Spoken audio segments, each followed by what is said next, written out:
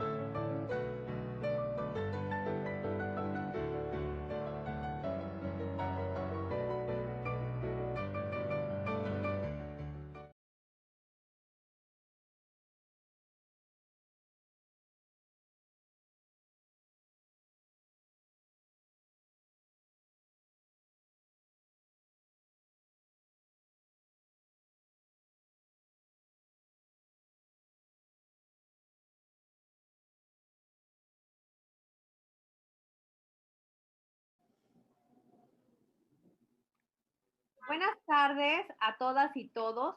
Sean bienvenidas y bienvenidos a esta videoconferencia que llevamos a cabo en cumplimiento de nuestras actividades de capacitación y acatando las recomendaciones de las autoridades de salud sobre la sana distancia en el marco de la emergencia sanitaria que vivimos.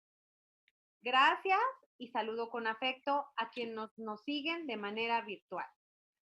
Se encuentra con nosotros en este evento los magistrados integrantes del Tribunal Electoral de Veracruz, el doctor Roberto Eduardo Sigal Aguilar y el doctor José Oliveros Ruiz, a quienes agradezco su apoyo en el desarrollo de las tareas de capacitación de este órgano jurisdiccional.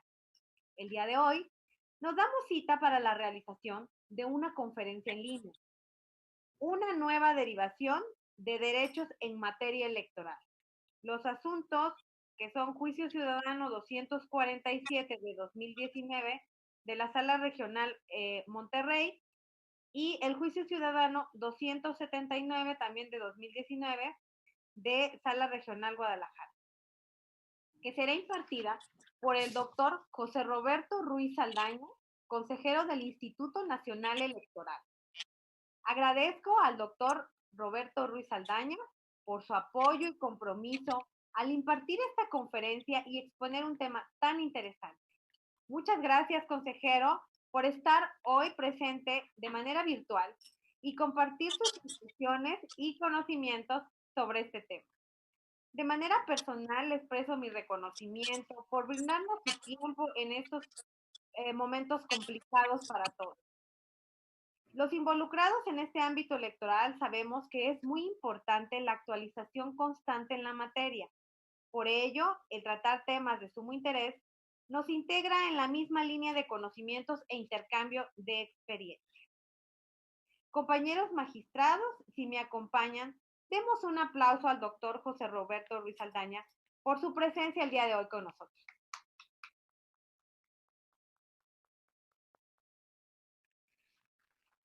Para el Tribunal Electoral de Veracruz es muy importante continuar con el programa de capacitación a través de la plataforma virtual y de las redes sociales, debido a la contingencia sanitaria que se enfrenta en el mundo por el COVID-19.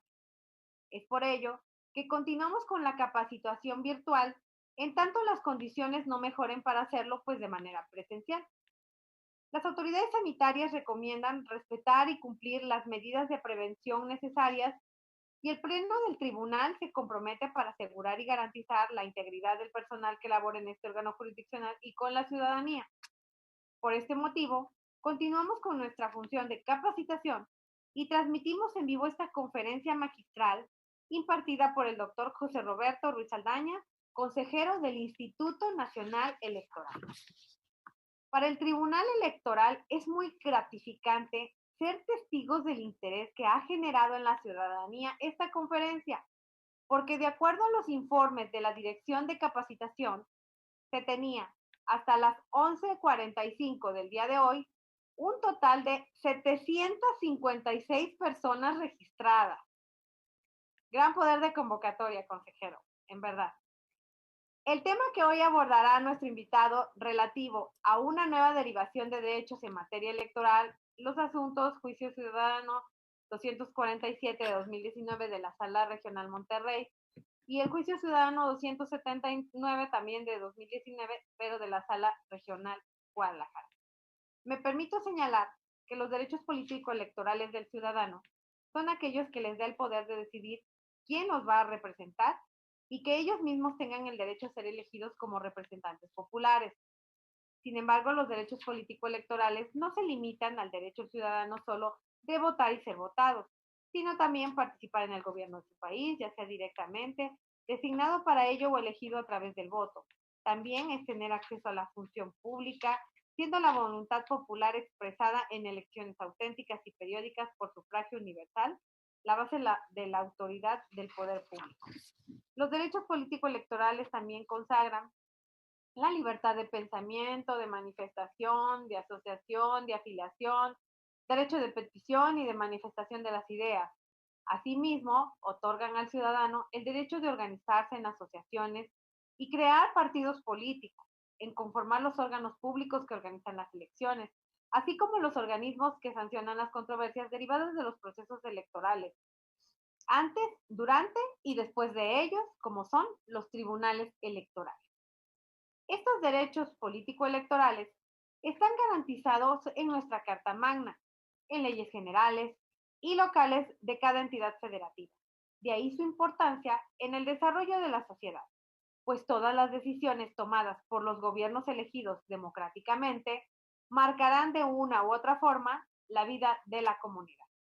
Estos derechos, que básicamente son los derechos de asociación, libertad de expresión, de reunión, así como de votar y ser votados, son los que, entendidos como tales y en su pleno ejercicio, hacen posible el desarrollo de la vida democrática. Existe todo un sistema de medios de impugnación que cobran relevancia, y es en este sentido que para la defensa de los derechos político-electorales se cuenta con el Juicio para la Protección de los Derechos Político-Electorales del Ciudadano, o denominado JDC, que es un medio de impugnación en materia electoral, a través del cual los ciudadanos pueden solicitar la protección de sus derechos en la materia, así como de todos aquellos derechos fundamentales estrechamente vinculados a ellos. Pero este tema corresponde a nuestro ponente abordarlo con mayor detenimiento, especialmente en cuanto al contenido de las sentencias de dos salas regionales del Tribunal Electoral del Poder Judicial de la Federación, que refuerzan la visión garantista de los órganos jurisdiccionales en defensa de los derechos político-electorales y por ende de los derechos humanos de los ciudadanos. Para comprender más ampliamente el tema que nos ocupa, escuchemos a nuestro invitado conferencista y la oportunidad de tenerlo hoy con nosotros. Agradecemos que hoy nos acompañen y esperamos que continúen haciéndolo en futuras transmisiones.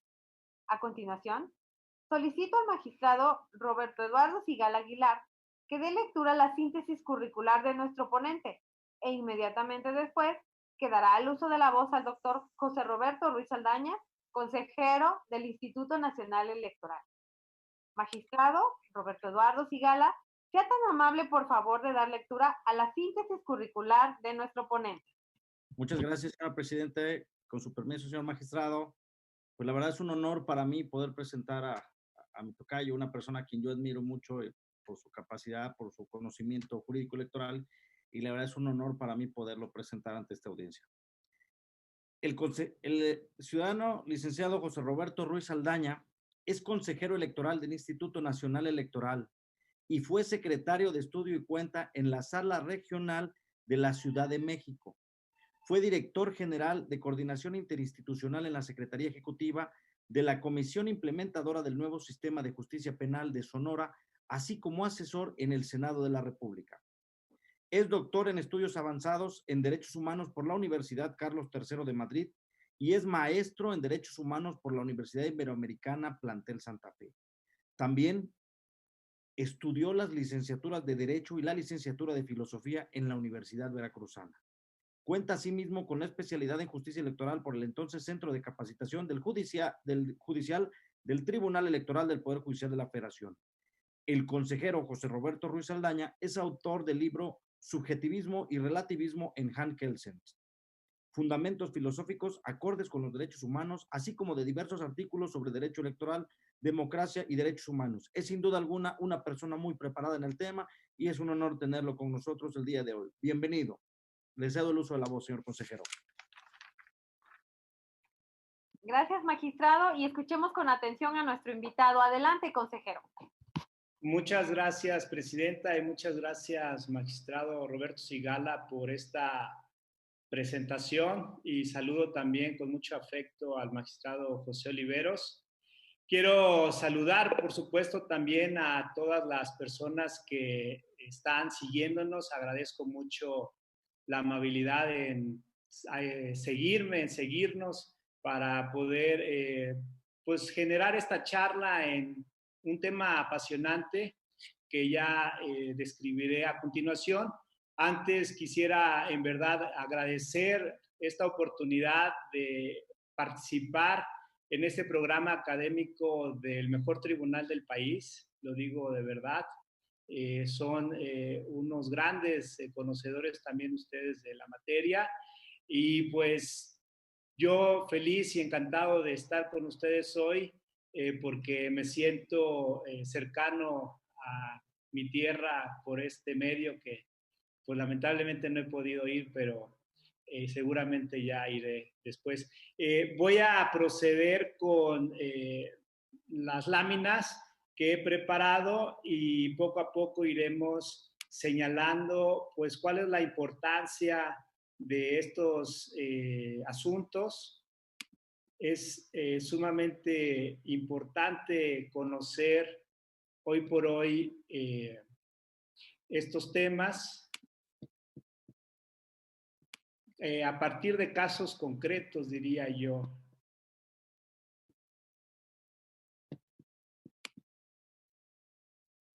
Denme un segundo para cerrar y volver a abrir el archivo.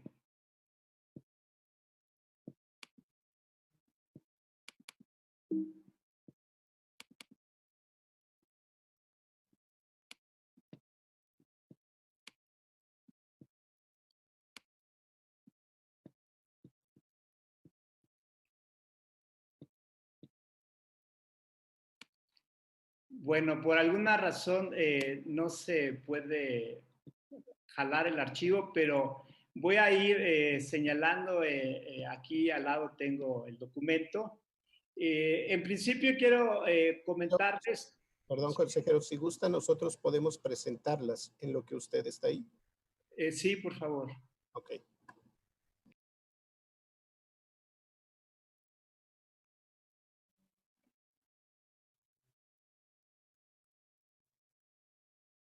Desde el inicio, por favor, dos hasta atrás. Muy bien, gracias. Les comentaba y ahora sí entramos en materia. Me parece que hay que rescatar sentencias de salas regionales que a veces pasan desapercibidas en nuestro medio por el exceso de trabajo o porque quizás las sentencias que a veces llaman más la atención son las de sala superior, pero en este caso creo que si hacemos un esfuerzo podemos ir encontrando muchas sentencias de salas regionales. Estas tienen que ver con las que voy a compartir, con la credencial para votar. Incluso de esa misma materia hay otra sentencia de Sala Ciudad de México de 2014 donde se le ordenó al INE que emitiera una credencial para votar a una persona en situación de calle. Entonces, si uno va buscando en el tiempo a través de las salas, es evidente que va a ir uno encontrando muchos asuntos interesantes en términos de garantismo. Si podemos avanzar en la siguiente lámina, por favor. Esta primera sentencia de Sala Guadalajara es apenas del año pasado, emitida en septiembre de 2019, el mes más bello del año. Y vean ustedes lo que sucedió en el caso concreto. Los integrantes de una familia se dirigieron a la Junta Distrital nuestra de Gómez Palacios en Durango para solicitar una corrección, concretamente de la CURP, y una actualización del domicilio del papá de ellos, es decir, el padre de esta familia. Y de hecho se lee en la sentencia: a fin de poder iniciar el trámite de pensión de este señor, debido a que se encontraba en estado vegetativo, son los términos de la sentencia, y dado que el número de seguridad social del actor no coincidía con su credencial de elector, por lo que no habían podido iniciar el trámite para su pensión. Es decir, una credencial para votar para una persona, se lee en la sentencia, en estado vegetativo. En la siguiente lámina podemos apreciar lo que dispone hoy por hoy la LEGIPE en su artículo 141, que es un solo numeral, es una disposición que también a veces pasa desapercibida y dice, en esencia, los ciudadanos mexicanos residentes en territorio nacional, ojo, en territorio nacional, que se encuentren incapacitados físicamente para acudir a inscribirse al Registro Federal de Electores, deberán solicitar, es decir, las mismas personas, aunque no tengan la posibilidad física de acudir, podrán solicitarlo. Y bueno, el INE tendrá que tomar las medidas pertinentes para la entrega de la credencial. Esto está regulado en un procedimiento a nivel INE que valdría la pena mencionar. Se encuentra, pues, contemplada la figura de un enlace, así se denomina, o representante legal que apoye en esta gestión de la solicitud. Ya que alguien físicamente no puede ir por alguna razón, pues su enlace o representante legal va con nosotros y físicamente el INE va al domicilio, al lugar que se señale, a veces son hospitales, para hacer el trámite. Bien, en la siguiente lámina podemos seguir ubicando lo que sucedió en el caso concreto que les señalaba de Durango. En ese asunto hubo una opinión técnica normativa desde oficinas centrales. Esta área es como la parte jurídica del Registro Federal de Electores, para decirlo en esos términos. Y en esta opinión técnica se señaló que el personal de nuestra Junta Distrital de Gómez Palacios tenía que acudir al domicilio de la persona, quien debía expresar, así se ordenó, su voluntad de manera indubitable, clara y precisa sobre la intención de realizar el trámite. Es decir, la persona en estado vegetativo, lo cual pues era imposible de lograr. En el caso que no se pudiera, se leía en la opinión técnica normativa, se debería apoyar a los familiares para que pudieran interponer un juicio ciudadano, que describía la presidenta del tribunal al inicio de esta charla. Pues bien, veamos qué pasó en la siguiente lámina. Habría que comentarlo, que utilizar las huellas del ciudadano para que fungieran como parte de la demanda en el calce que se utiliza hacer o al final del documento, pero evidentemente este señor no tuvo conciencia de ello, de suscribir esa demanda. Y también habría que destacar que lamentablemente la autoridad responsable hizo valer causales de improcedencia. Es decir, estábamos hablando de un asunto que está de por medio de los derechos fundamentales, y yo diría que la credencial para votar tiene un espectro muy amplio de permitir y potenciar otros derechos, porque es está reconocido por el Tribunal Electoral no solo un instrumento para votar, un documento para ese propósito, sino también ya se le ha reconocido jurídicamente su otra dimensión de medio de identificación. Entonces, el informe circunstanciado fue en el sentido de invocar causales de improcedencia, concretamente la falta de legitimación del actor, que era pues un familiar, por no constatar la firma autógrafa del promovente, de la persona en sí a quien se le quería que se le diera la credencial para votar. Pues bien, la sala regional evidentemente en un solo párrafo dijo que esa cuestión de la legitimación era precisamente atendida o debía atenderse en el fondo de la sentencia. No podía alegarse preliminarmente y atenderse preliminarmente porque constituía en sí en realidad el fondo de la sentencia. En la siguiente lámina podemos ver, por favor, ya concretamente qué se decidió por Sala Guadalajara, y hay algunos elementos textuales, por ejemplo, si bien no cabe tener al ciudadano compareciendo por sí mismo a través de la manipulación de sus huellas digitales, sí es posible tenerlo promoviendo a través de su enlace. O también, dijo la sala regional, toda vez que el actor es una persona con discapacidad, se deben adoptar las medidas necesarias y adecuadas para garantizarle el efectivo acceso a la justicia. Yo ahí subrayaría efectivo acceso a la justicia. Más adelante, en la siguiente lámina, podemos todavía seguir viendo cómo fue abundante, porque precisamente era la cuestión que tenía que dejar muy clara y bastante determinada la sala regional sobre la legitimación, cómo se acudieron a precedentes de Corte Interamericana de Derechos Humanos, en algunos casos de forma indirecta, porque estaban citados a su vez en otras sentencias.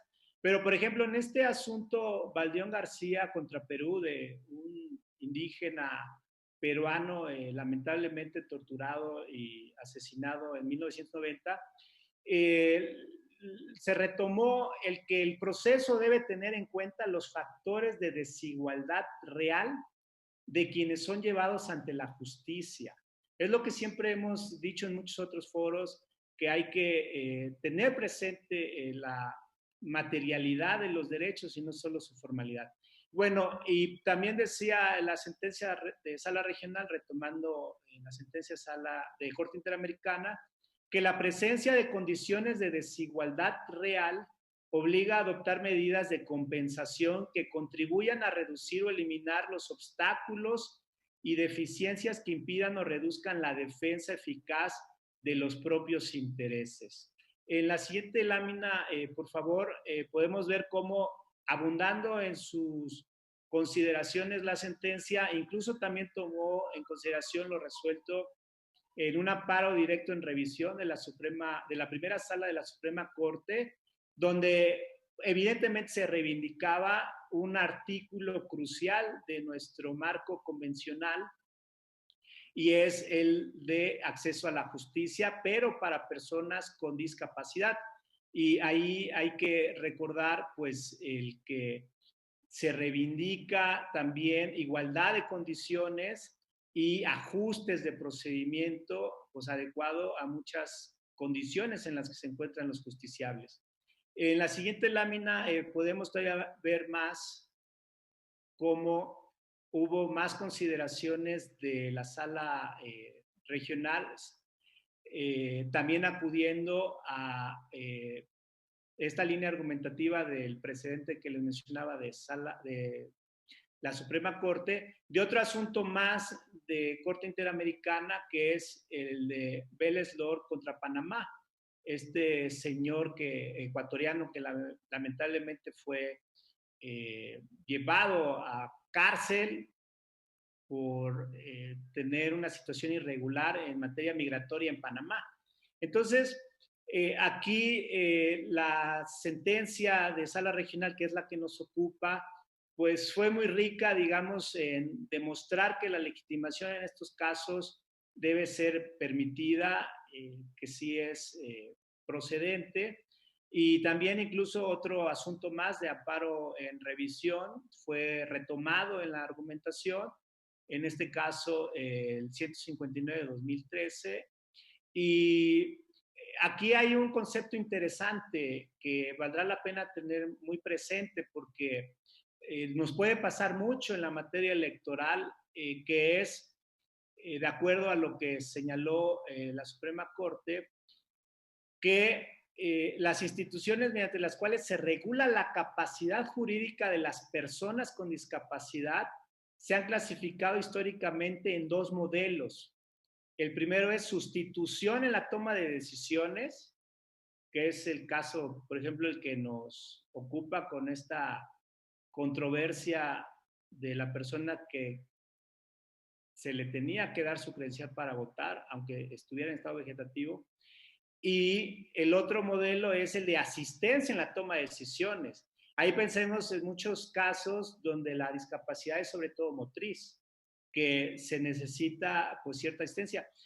Pero bueno, lo que nos puede conllevar este tipo de distinciones en la materia electoral, déjenme retomarlo al final de la charla, de la conferencia, para ver cómo a veces como autoridades electorales podemos estar ante esta situación y luego no necesariamente hay un punto claro de dónde empieza un modelo y dónde empieza el otro. Hasta dónde puede ser sustitución en la toma de decisiones y hasta dónde puede ser asistencia en toma de decisiones. Pero bueno, lo dejamos más adelante. En la siguiente lámina, por favor, podríamos resumir lo que en sí dijo Sala Guadalajara sobre este asunto y señaló claramente que cuando se esté en el supuesto del artículo 141 de la LEGIPE y no sea posible determinar la voluntad o preferencia del solicitante del trámite a fin de asegurar que las personas con discapacidad tengan acceso a la justicia en igualdad de condiciones, tajantemente dijo, se debe realizar un ajuste al procedimiento y tener por legitimado para promover el juicio ciudadano al enlace o representante legal del solicitante del trámite ante el INE. Bien, en la siguiente lámina, por favor, podemos ya ver en esencia qué se dispuso sobre el fondo mismo, que ya es evidente hacia dónde se iba perfilando la decisión. La sala regional hay que destacar que suplió las deficiencias y omisiones en los agravios porque la demanda incluso estaba redactada en términos de solicitar que se permitiera ejercer el derecho a votar, cuando en realidad la cuestión había sido pues si se le otorgaba la credencial o no. Recondujo la argumentación la sala regional e interpretó que la causa de pedir en realidad consistía en cuestionar la legalidad de la determinación de negar al actor el trámite de la solicitud de actualización de datos registrales y todo lo que se solicitaba, y por consiguiente su credencial de elector bajo el argumento que no se obtuvo su voluntad de manera indubitable. Ese era el fondo ya suplida la deficiencia de los agravios.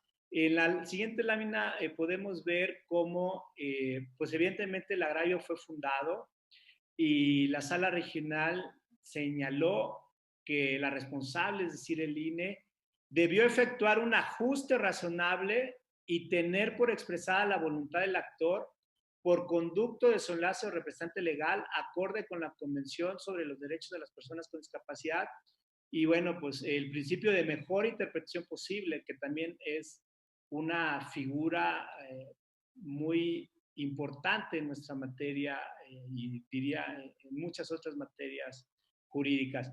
Pues bien, en la siguiente lámina podemos todavía ver más cómo la sala regional consideró el fondo. Dijo que el secretario técnico normativo que pertenece al Registro Federal de Electores del INE, al emitir la opinión técnica normativa requiriendo que se cerciorara de la voluntad indubitable del ciudadano y que de no existir esta se negara el trámite, pues evidentemente fue contrario al artículo 1 de nuestra Constitución Federal y a las normas internacionales. También se lee en la sentencia, por ejemplo, que la autoridad responsable debió dejar atrás pautas de interpretación formales. Atención con este fraseo de interpretación formales, pues supone una merma en los derechos de la persona con discapacidad y debió brindar cierta flexibilidad en la respuesta jurídica. Más claro, bueno, pues era evidente que había que acatar. En la siguiente lámina podemos ver en suma qué dispuso Sala Regional. La autoridad responsable debió efectuar un ajuste razonable para garantizar el ejercicio del derecho del actor de realizar el trámite de actualización del padrón electoral por corrección de datos personales. Bien, si avanzamos en la siguiente, les decía, pues evidentemente el INE quedó vinculado, se tenían que reformar esos lineamientos, establecer un procedimiento donde ahora se contemplara no solo el trámite para personas que sí pueden expresar su voluntad, pero no pueden acudir, sino incluso para personas que no pueden expresar su voluntad. Es decir, debíamos establecer procedimientos que sean acordes a la Convención sobre los Derechos de las Personas con Discapacidad. Bien, en la siguiente lámina podemos ver rápidamente, no detallaré la sentencia de Sala Monterrey, la 247-2019, porque es en esencia lo mismo. Es decir, la misma situación, obviamente cambiaron algunas particularidades, no me detendré en todas, pero déjenme compartirles a grandes rasgos por qué fue la misma situación. Ahora fue en Aguascalientes, la mamá de un joven o de una persona solicitó el trámite que les mencionaba, contemplado en el artículo 141 de la LEGIPE, se le negó esa solicitud, es decir, se declaró improcedente y ya directamente la mamá promovió un JDC. También, lamentablemente, pues se invocaron causales de improcedencia, como la falta de legitimación de la mamá, por no acreditar con documento fehaciente que pues era la representante legal. Y bueno, pues el fondo se atendió también a la par de la legitimación. En la siguiente lámina podemos todavía destacar cómo era este contexto, porque la mamá señalaba en su demanda de JDC que la corrección de datos era con el fin que su hijo pudiera ser identificado y estuviera en posibilidad de acceder a atención en instituciones del sector salud y a apoyos por su condición de discapacidad. Podemos pasar a la siguiente. Y bueno, les decía, en esencia se argumentó y resolvió igual, que no se justificaba esa aplicación restrictiva de los requisitos contemplados en el 141 y que además se debía hacer un ajuste razonable en la exigencia personal y directa de la manifestación del consentimiento para solicitar pues, la expedición de la credencial para votar.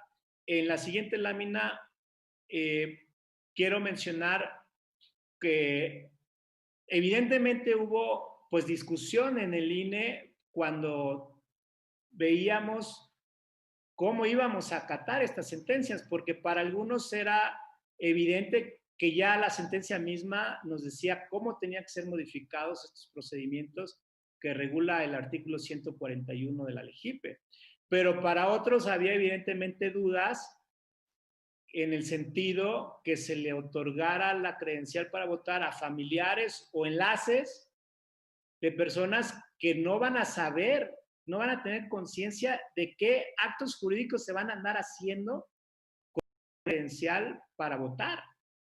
Aunque hayan sido válidos y genuinos estos asuntos de los que hablábamos de Durango y de Aguascalientes, en el sentido que era para promover una pensión y para acercarse a los sistemas de salud, pues se decía en la argumentación previa, que estas son muy ricas y a veces valía mucho la pena documentarlas también, de cómo los órganos colegiados deliberan para llegar a las decisiones finales, pues se argumentaba por algunos, particularmente la postura de la entonces consejera Pamela San Martín era que mejor expidiéramos constancias de estar en el Registro Federal de Electores. Pero yo, por ejemplo, le contestaba a la consejera que eso no decía la sentencia, o por lo menos yo no lo podía leer así la sentencia. Las sentencias decían pues, la credencial para votar, no constancias de estar en el Registro Federal de Electores. Pues bien, la votación el pasado 22 de enero ya de este año fue de 9 votos a favor, en el sentido de, pues en realidad, acatar en sus términos estas sentencias, un voto en contra de la entonces consejera San Martín, y bueno, en ese momento no estaba presente en la votación el consejero Benito Nasif. Evidentemente, en este acuerdo en el INE-CG 28-2020, dispusimos o consideramos pues ver los impactos que habrá a propósito de este acatamiento y pues entre otros vimos que también tendremos que modificar próximamente pues nuestros lineamientos del INE para el acceso, rectificación, cancelación y oposición de datos personales, para contemplar ese supuesto que alguien en nombre de otra persona que se encuentre en imposibilidad de expresar su voluntad pueda solicitar esta pues rectificación o cancelación o oposición a datos personales. Bien, en las siguientes láminas yo quisiera, para ir concluyendo, presentarles a ustedes 5 cuestiones un poco para el debate, para provocar la discusión con el público y para dejar pues la reflexión. Seguramente son temas que no se agotan en un ejercicio ahorita de cómo abordarlos o qué contestar. Pero, a ver, una primera cuestión a propósito de estos asuntos, y ya me adelantaba hace unos minutos sobre ello, es en torno al universo de ejercicio de derechos político-electorales que, pues, están de por medio ya en casos concretos. Es decir, valdría la pena preguntarse hasta dónde llegan los modelos de sustitución en la toma de decisiones y de asistencia en la toma de decisiones en la materia electoral. Por ejemplo, ¿podría votar el representante o responsable de una persona con falta de autonomía mental severa? Pensemos, por ejemplo, en estos mismos asuntos que hemos visto de Sala Guadalajara y Sala Monterrey, que con esa credencial, algunos de los familiares de estas personas que están en coma o en estado vegetativo se presenten a la casilla queriendo votar en nombre del titular de esa credencial. Entonces, no hay claridad de hasta dónde se podría, o déjenme decirlo con otro ejemplo que incluso ya es real, que nos pasó cuando construimos en el INE el protocolo para garantizar la participación de las personas con discapacidad como funcionarias o funcionarios de mesas directivas de casilla, que es otra larga historia y muy interesante. No me extenderé, lo que quiero decir es, pues, nuestra realidad se impuso y precisamente en Durango una persona que no podía ver dijo, salió en primera insaculación, la fue a visitar el capacitador asistente electoral, el capacitador asistente electoral dijo no puede, tomó la decisión alguien sustituyendo la del ciudadano y este señor pues quedó muy molesto justamente porque dijo, ¿quién dijo que yo no puedo ser funcionario de mesa directiva a pesar que no veo? O sea, me está discriminando. Entonces, tuvimos que alertarnos y ya tuvimos que aprobar un protocolo para qué hacer en esos casos. Y ahí lo que está de por medio es precisamente en cómo pueden prestarse asistencia para estas personas que tengan una discapacidad y que sí decidan ser funcionarios de mesa directiva de casilla. Pero la pregunta va a ser si se nos llegan a presentar casos donde haya pues una discapacidad severa, sobre todo psicosocial o mental, y aún así se esté manifestando por estas personas que sí quieren participar. Puede llegar a un punto en el que ya no solo es asistencia, sino ya muchas decisiones de la atención que tienen que ver con la mesa directiva de casilla sean en realidad sustituidas. Pero bueno, son cuestionamientos que dejo aquí a la reflexión, que no tienen una solución fácil.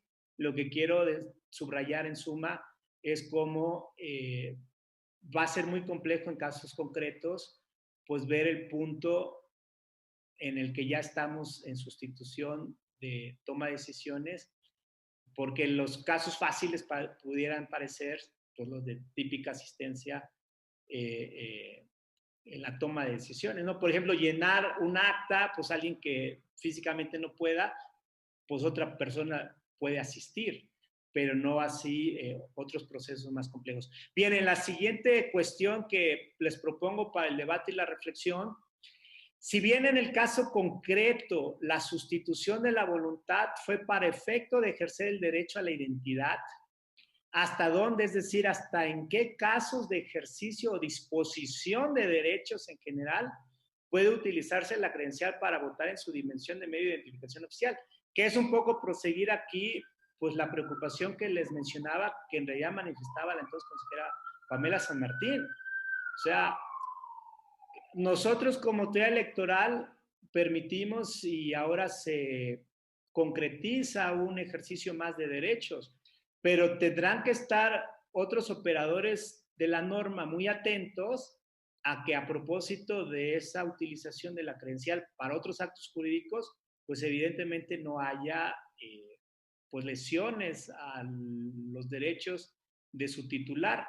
Que no se haga mal uso en suma de dicha credencial, pero eso ya escapará a nuestra materia, pero no debemos dejar de advertir que ahí hay un reto jurídico o una preocupación jurídica plenamente legítima. En la siguiente cuestión que les propongo, la tercera, para el debate y la reflexión a manera de conclusión, es algo que yo quisiera insistir mucho. A 9 años y 8 días de la reforma en materia de derechos humanos en nuestro país, valdría la pena preguntarnos, y lo digo respetuosamente, si no estaríamos las autoridades administrativas electorales en el país en deuda con las personas, como dice Ferraioli, de carne y hueso. Es decir, si en el balance general no han provenido cuantitativa y cualitativamente los avances en materia de derechos humanos en el ámbito electoral, sobre todo a partir de los tribunales. Yo creo que sí. Yo creo que si hacemos esta revisión, las autoridades administrativas, tanto locales como la nacional, pues nos llevan por mucho ventaja en cómo estas decisiones garantistas han tenido que provenir de la sede jurisdiccional y no desde la sede administrativa, pudiendo haber sido atendidas desde la sede administrativa. Yo creo que ahí hay un gran reto y vale mucho la pena preguntarnos si estamos haciendo lo suficiente y qué podríamos hacer para hacer más. La cuarta cuestión que les propongo para el debate y la reflexión es bueno, pues los retos para garantizar derechos seguramente son muchos. Y a propósito de este caso concreto, pensemos si esto mismo que nos pasó en Durango y en Aguascalientes nos sucediera en territorio del extranjero, es decir, fuera del territorio nacional. Porque hay que recordar que ahora ya el INE, a través en realidad de la Secretaría de Relaciones Exteriores, se emiten credenciales desde el extranjero. Entonces, ahí tendríamos un problema pues, logístico y seguramente un reto no menor de qué pasaría si también tuviéramos que emitir estas credenciales y hacer estos trámites para personas con discapacidad y que no pueden expresar su voluntad, que estén en el extranjero y que lo soliciten desde el extranjero. Es decir, hoy por hoy el INE no tiene personal propio fuera del país. Tendríamos que rehacer un convenio con Secretaría de Relaciones Exteriores o no sé qué pasaría, pero lo que quiero decir es que en materia de retos, pues es evidente que la historia no tiene fin.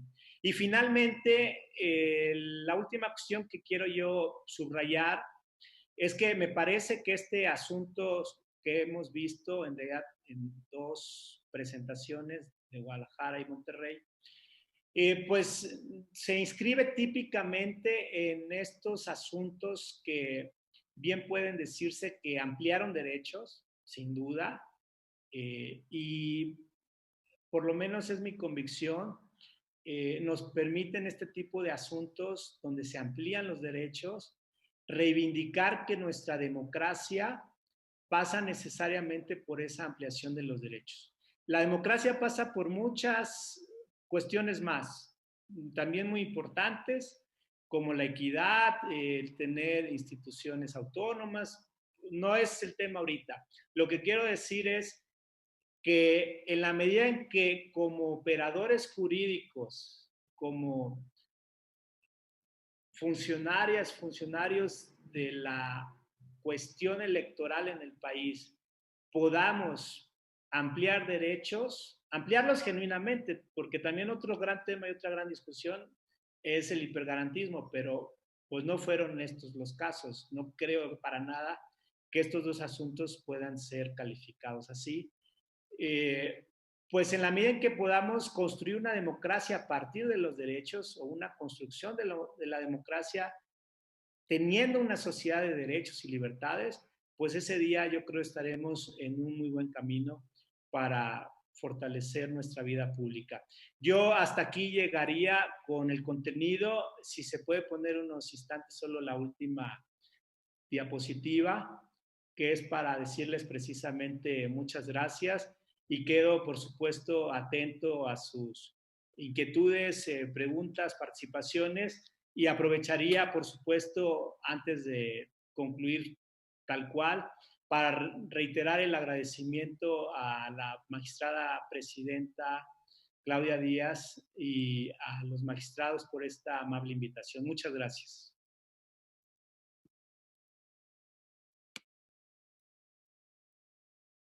Muchísimas gracias, consejero Ruiz Saldaña. En realidad, bueno, agradecemos su brillante participación y pues invitamos al público a formular sus preguntas respecto al tema, pues mismas que serán atendidas por el doctor Ruiz Saldaña. Y bueno, ya tengo aquí dos preguntas que me están formulando. El consejero, ¿quiere que le dé lectura a las preguntas y después usted las va contestando en conjunto? Sí, quizás de un par en par.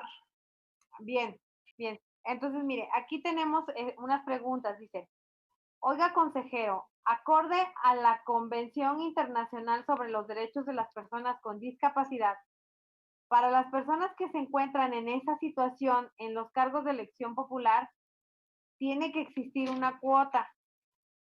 ¿Sabe si en alguna entidad federativa de México se otorga? Dice, ¿a nivel federal se ha pensado en otorgar esa representación por ley? Aquí. Y bueno, aquí otra pregunta también que me están pasando es, hay un cuestionamiento respecto a que en dónde estaba la afectación al derecho político electoral de votar y ser votado en la expedición de la credencial. Dice, como la expedición de la credencial ¿cómo fue que la credencial tuteló un derecho electoral si la finalidad de la credencial no era para votar, sino para efectuar un trámite diverso? Y hacen el comentario que si era competencia de otra materia, por solicitar el INE como requisito para realizar un trámite, bueno, aquí de manera comentan que consideran que lo idóneo era solicitar la no aplicación del requisito de contar con credencial dadas las condiciones particulares del caso. Y considera que esto se trataba de tutelar un derecho de una materia diversa. Entonces, lo escuchamos, consejero. Sí, muchas gracias, presidenta. Y empiezo por esta última pregunta porque me parece muy interesante. Valdría mucho la pena quienes estén interesados, interesadas en hacer investigación, ya sea para alguna tesis de licenciatura, maestría, incluso doctorado, como si hay casos y pues nos han generado discusión de ciertas protecciones a derechos han sido absorbidas por la materia electoral.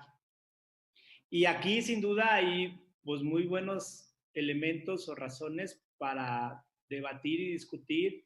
Si no, tendría que haber sido otra vía para solicitar que se otorgara la credencial para votar, porque en realidad se estaba solicitando para efectos de identificación.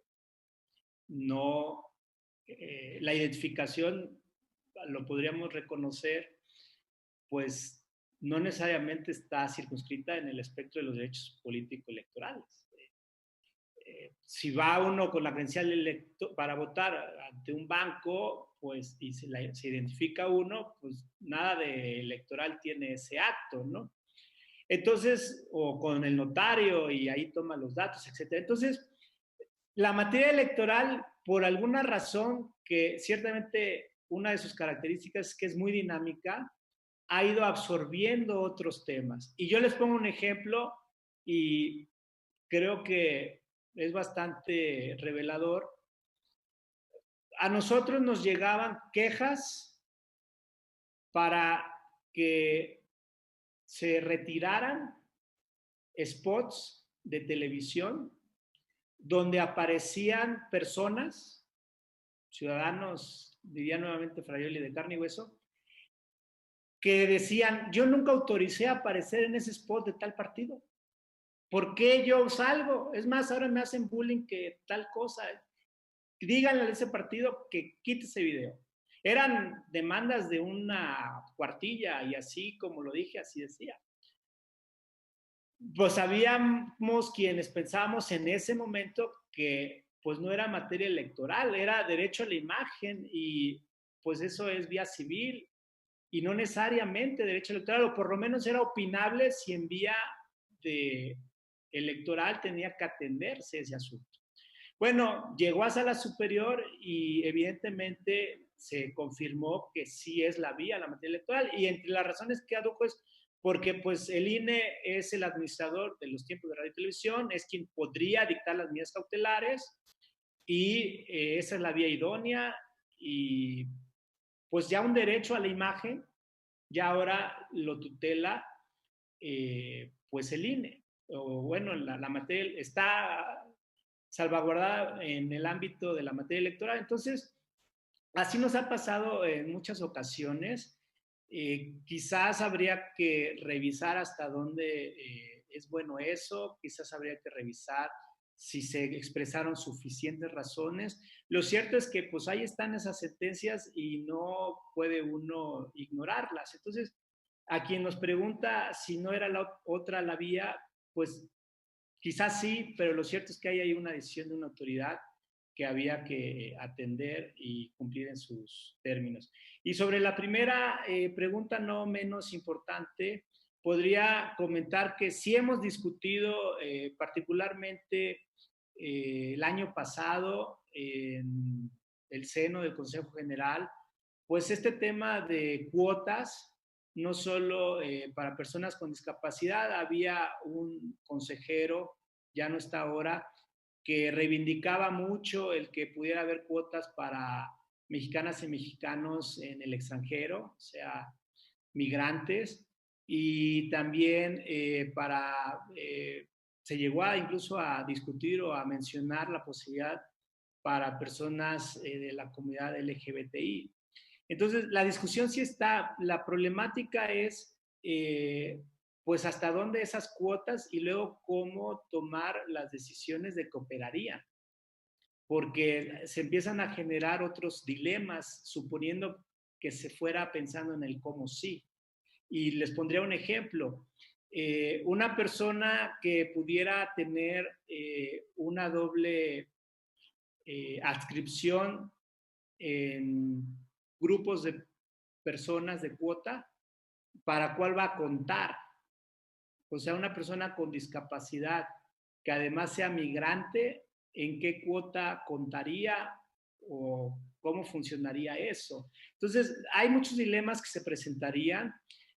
No es un tema sencillo, no se ha vuelto a retomar, eso sí lo reconozco, pero evidentemente, pues la ampliación de los derechos es una historia que se va escribiendo día con día y habrá que estar abiertos a cómo pueda seguirse ampliando y no negarse a priori.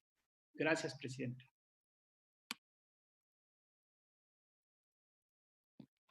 Gracias, consejero. Tenemos más preguntas que le voy a ir leyendo, pero antes, pues hay comentarios. Muchas felicidades, excelente ponencia, excelente presentación, dan gracias por su exposición. De igual manera, pues hablan aquí un comentario, bueno, que los funcionarios electorales deben evitar pues conductas discriminatorias ante este tipo de casos. También, bueno, nos hacen aquí una pregunta que dice: en las comunidades indígenas y rurales de México ocurre con frecuencia que las personas con discapacidad del día de la elección quieren ejercer el voto y no pueden tener el acceso. ¿A qué dificultades se están enfrentando en este caso? También otra pregunta dice: el enlace que va a realizar el trámite debe contar con un poder ante notario que especifique la intención. ¿Esto sería posible? Esas dos preguntas y después le hago las siguientes. ¿Está bien? Sí, rápidamente estas dos las respondo con mucho gusto. Sí, gracias. De acuerdo a los lineamientos que tiene el INE en esta materia que hemos abordado, no se exige un poder notarial para hacer enlace.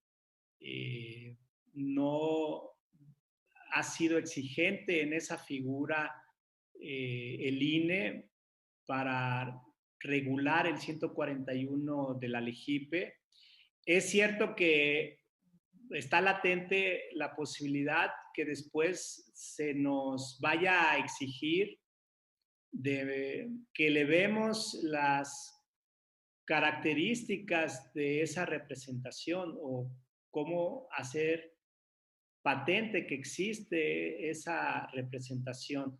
La figura del enlace es en realidad pues muy sencilla, tal cual, es alguien que se ostenta como un enlace de otra persona para estos efectos.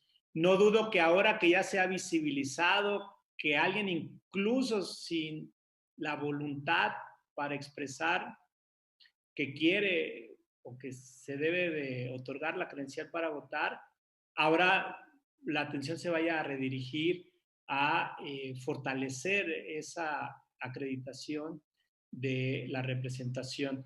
Y bueno, sobre la situación que se decía al principio, de cómo en muchas comunidades y particularmente las indígenas hay dificultad para poder acudir a las casillas para ejercer el derecho al voto. Sin duda es una lamentable situación en nuestro país, que pues es evidente ahí en esos casos cómo las desigualdades que vivimos pues nos impiden a muchas mexicanas y mexicanos el ejercicio de los derechos. Hay otros países que han tenido pruebas piloto, por ejemplo en Ecuador, a tal grado que una funcionaria electoral nos vino a platicar su experiencia hace algún tiempo al INE, de cómo hay pruebas pilotos para poder tomar la votación en domicilios.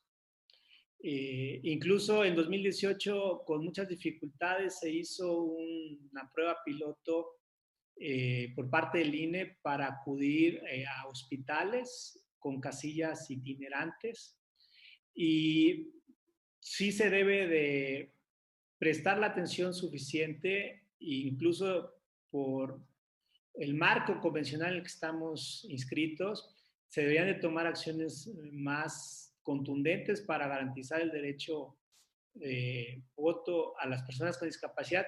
El gran problema es que venimos con un retraso, es decir, como país tenemos que empezarlo a hacer ya, y en segundo lugar también darnos cuenta que somos un país muy grande, entonces cualquier acción que queramos hacer en la materia tiene notables implicaciones logísticas y presupuestales.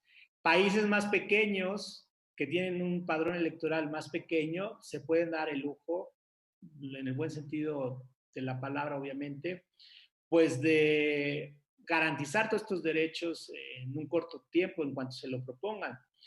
Pensemos países como Chile, que tienen pues un ingreso per cápita bastante aceptable y una población pequeña, pero con una lista nominal hoy por hoy de 96 millones de mexicanas y mexicanas, o en su momento números redondos, pues es evidente que se va a tener dificultades para implementar cualquier acción de este tipo o naturaleza.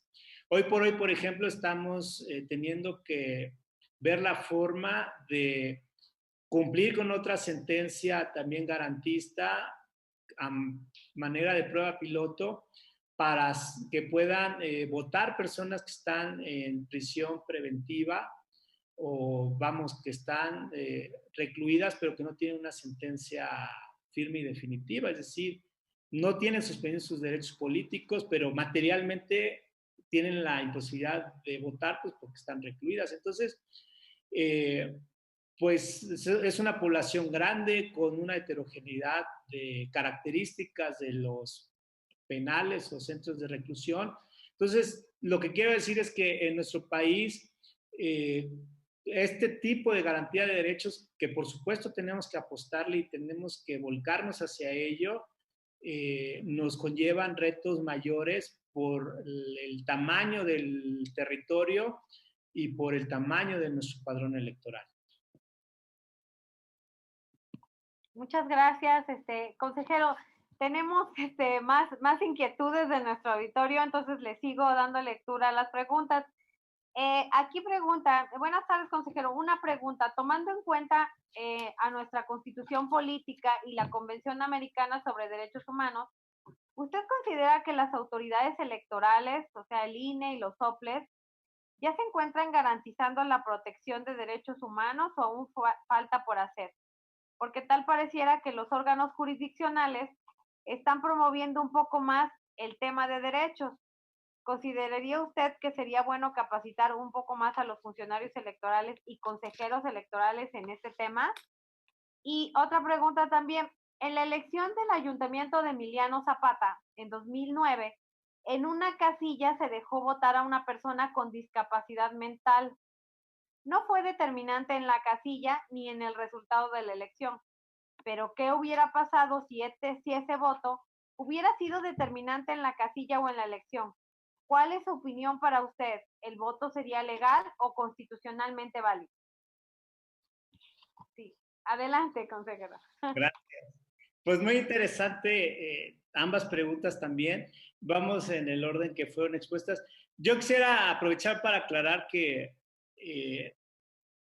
desde la visión que he podido ir teniendo de dónde están los mayores avances en ampliación de derechos, respetuosamente pienso que sí provienen de la jurisdicción, lo cual no significa que las autoridades electorales no hagamos nada o que sea esto motivo de una animadversión contra nadie. Lo he dicho en otros lugares y lo reitero aquí, ya son mis amigos los soples en el país.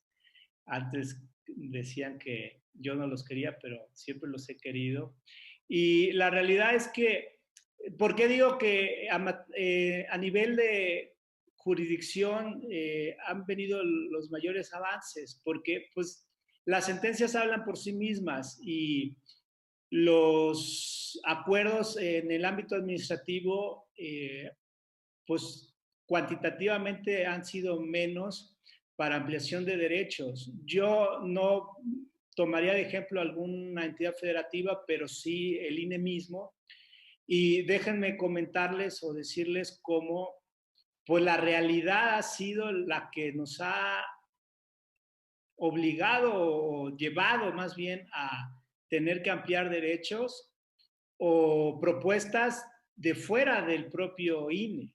Hay otro caso muy revelador donde también aprobamos un protocolo para que evitemos o se evite que las personas que pues trans o que no corresponde su expresión sexogenérica con ciertos datos de la credencial para votar no sean discriminadas al momento de ir a votar. ¿Por qué? ¿Qué es lo que pasaba o ha sucedido? Nos narraban estas comunidades que parecía un plebiscito si se le dejaba votar o no a la persona trans al momento en que se presentaba ante la casilla, ante la mesa directiva de casilla, porque ciertamente pues no había tanta correspondencia entre esa expresión sexogenérica con los datos de la credencial. Y era demasiado indignante, diría yo, que eso sucediera, porque el ejercicio de los derechos no debe estar a plebiscito de nadie en ese sentido que yo describía. Si alguien tenía algún inconveniente, pues que lo asentara en un incidente por parte de los partidos. Y si algún funcionario también tenía un problema, pues lo podía hacer patente en otra vía, pero no litigándole ahí ese derecho a la persona. Entonces, esa situación de la necesidad de un protocolo en realidad nos fue puesto en la mesa del Consejo General por la representación del Partido de la Revolución Democrática. No fue algo que nosotros hayamos advertido como INE. Entonces, si uno va viendo la historia de la ampliación de los derechos y de la garantía de los derechos, pues yo creo que por lo menos en cuanto respecta al INE, han venido más de la jurisdicción o de la realidad misma, es decir, de los ciudadanos que pues nos han hecho patente, evidente, que estamos en déficit, en falta en ciertas garantías de derechos. Y bueno, sobre el caso concreto de Emiliano Zapata, pues ahora sí que no tendría yo elementos para emitir un juicio. Yo creo que tendría que ver en qué términos se argumentaría esa situación. Pues sí reconozco que existe esta figura ya muy consolidada de la determinancia, pero pues evidentemente de entrada diría, así como se me fue expuesto ese caso, pues que las personas con discapacidad tienen derecho a votar y a participar y plenamente tenemos que garantizar sus derechos y como funcionarias y funcionarios electorales estar muy atentos con lo que dice el artículo 1 de la Constitución. Entonces, no diría que a priori allí habría un problema. Quizás si el tema es que estamos en situaciones de discapacidad severa mental, pues eso ya lo tendría que decidir, déjenme decirlo así, pues los juzgadores de qué hacer en ese caso concreto. Y los juzgadores evidentemente no solo no se pueden pronunciar, sino que su pronunciamiento es en sentencias y a partir de todos los elementos que sean considerados. Hay muchas posibilidades en cada caso. Alguien podría poner una posibilidad, pero en realidad podrían existir más y al momento de juzgar pues se deben de tener todo este conjunto de pues particularidades del caso. Espero haber podido contestar estas preguntas y sigo atento y pendiente, Presidenta, con todo lo que se requiera. Muchas gracias, señor consejero. Y bueno, más comentarios. Muchas felicitaciones por su exposición. La verdad, hay muy buenos comentarios. Y bueno, tenemos aquí otras preguntas donde vienen señalando, dice, ante la eventual pandemia en la que se encuentra nuestro país, en consideración las medidas de protección que debemos seguir, ¿qué posible sería que en el próximo proceso electoral federal se implemente el voto electrónico? Y también aquí dice, si una persona deja de ir a votar pues de manera directa, dice que ya no se cumpliría con el requisito de que el voto sería personal, pero si se da, dependiendo, bueno, de las circunstancias físicas y psicológicas, sería aceptable. El comentario es aquí, aquellas personas que no pueden ir a la casilla a votar, ¿no podrían estar registradas en línea y que puedan votar electrónicamente o por correo electrónico?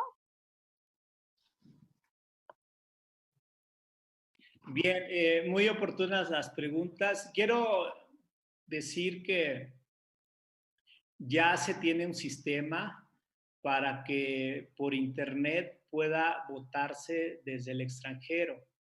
Ya se han hecho pruebas piloto y próximamente estaremos haciendo una segunda gran prueba piloto donde pues, personas ingresan, utilizan, votan y le vamos viendo áreas de oportunidad. Es un sistema muy sencillo y, digamos, muy robusto en cuanto a su seguridad.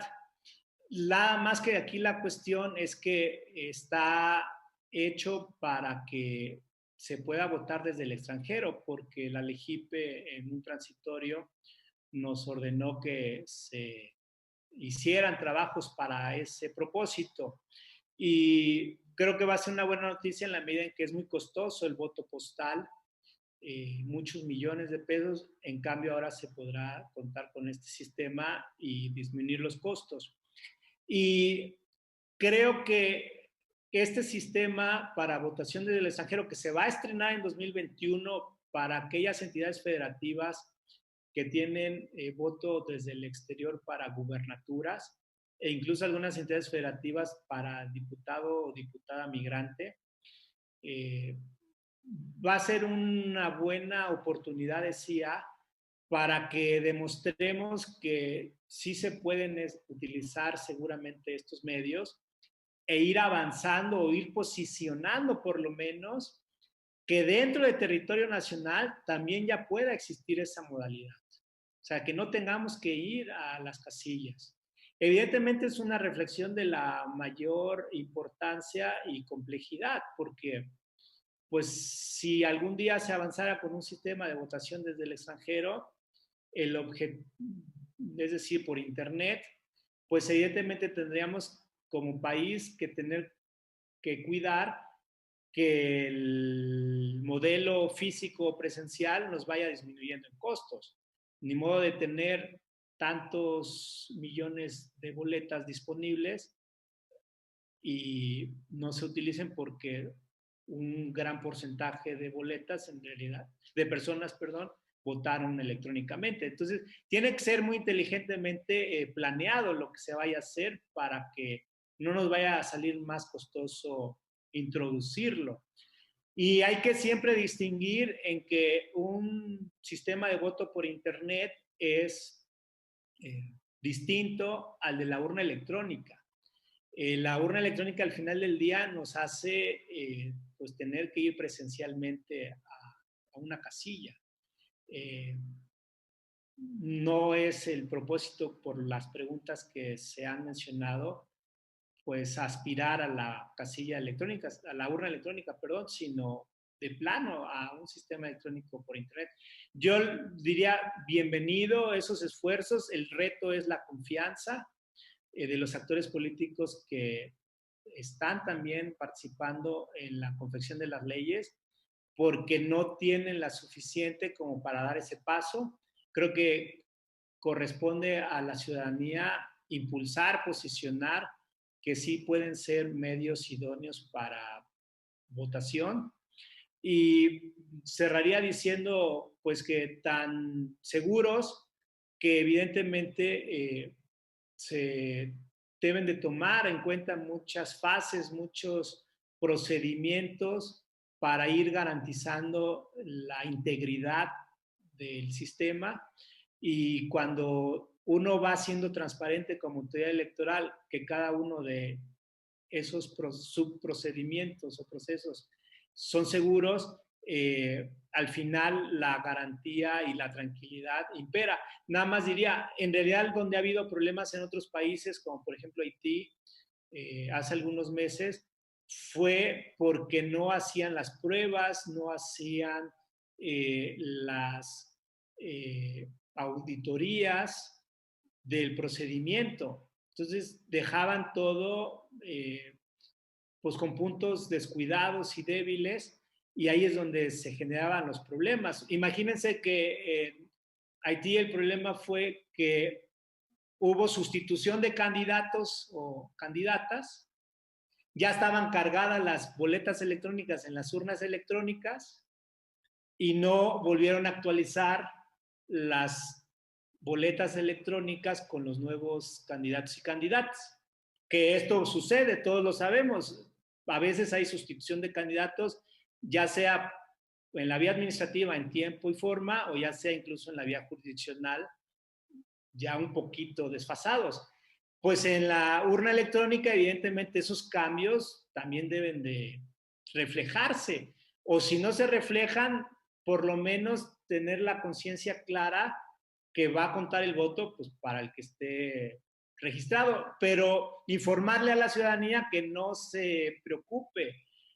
Pero bueno, si no se informa a la ciudadanía y todavía menos a los partidos, y algunas urnas sí tenían cargadas las boletas definitivas y otras no, pues se hace el caos. Entonces, estos protocolos de actuación, de auditoría, de definitividad, pues son muy importantes, tanto en la organización de las elecciones que conocemos hoy por hoy, como en la organización de las elecciones electrónicas. Entonces, no es que haya vulnerabilidad per se, sino cómo se construyen los procedimientos para garantizar el éxito de toda esa organización electrónica. Pero bueno, es lo que quería compartir al respecto. Muchas gracias, consejero. Y bueno, más comentarios. Excelente conferencia, consejero. Le mandan saludos de Cosamaloapan, por cierto. Aquí también a otro comentario, es que celebra que autoridades electorales participen, como usted lo hace, hablando sobre temas de derechos humanos. Y bueno, tenemos aquí ya la última pregunta que nos vienen haciendo de nuestro auditorio. Bueno, eso que está pidiendo como el punto de vista, ¿no? ¿O qué piensa respecto a eso? Señala que reflexionar acerca de si una credencial para votar que ha sido expedida a una persona con discapacidad, como puede ser muerte cerebral, a través de un representante legal, podría ser utilizada por este último para ejercer el derecho al voto. La persona que se la pregunta dice que le parece que esto no podría ser en razón de la naturaleza misma del derecho de votar, el cual, como sabemos, es personalísimo e intransferible. Dice, por tanto, bueno, que considera que no podría tener esos alcances. Sin embargo, le gustaría saber, pues, si el consejero coincide u opina algo diferente al respecto. Sí, con mucho gusto. Sí, creo que hay teoría suficiente que nos ayudaría a tomar una decisión al respecto, y tiene que ver con los actos jurídicos personalísimos, y creo que aquí cabría el derecho de votar como un acto personalísimo. El caso que narrábamos de Sala Guadalajara o Asuntos y de Sala Monterrey, pues pudieran parecer claros, pero quizá la dificultad se presenta en algunas otras discapacidades. Sin ser yo experto en esa materia, pues podría mencionar que hay algunas que pues están en un punto que quizás pudiera ser difícil tener claridad de si realmente ya no hay voluntad de la persona, o si hay cierta voluntad o elementos para poder advertir manifestaciones de esa voluntad.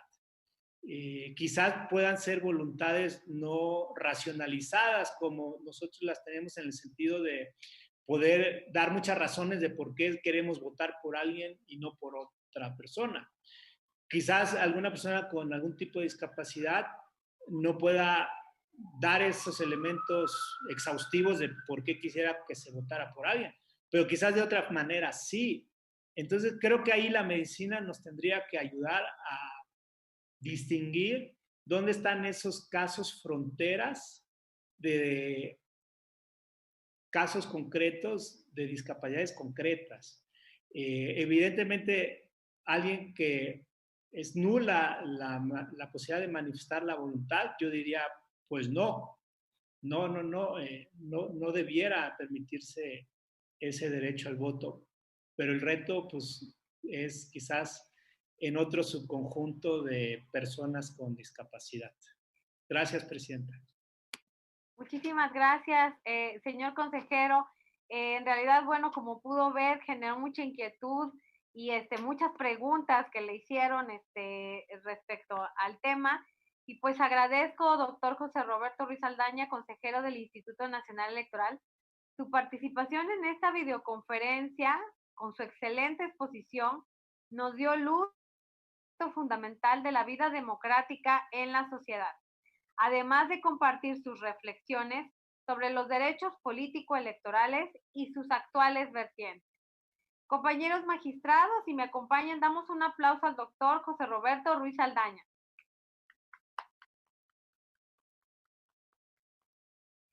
Y además hacemos entrega de un reconocimiento por su participación en esta conferencia, pues al consejero.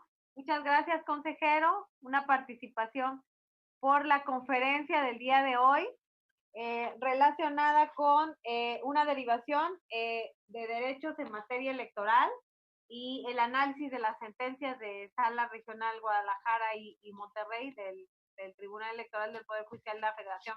Posteriormente, bueno, se lo vamos a hacer llegar. Y gracias, consejero, nuevamente. Esperamos contar con su participación en futuros eventos del programa de capacitación del Tribunal Electoral de Veracruz. Valoramos mucho el tiempo dedicado a esta conferencia.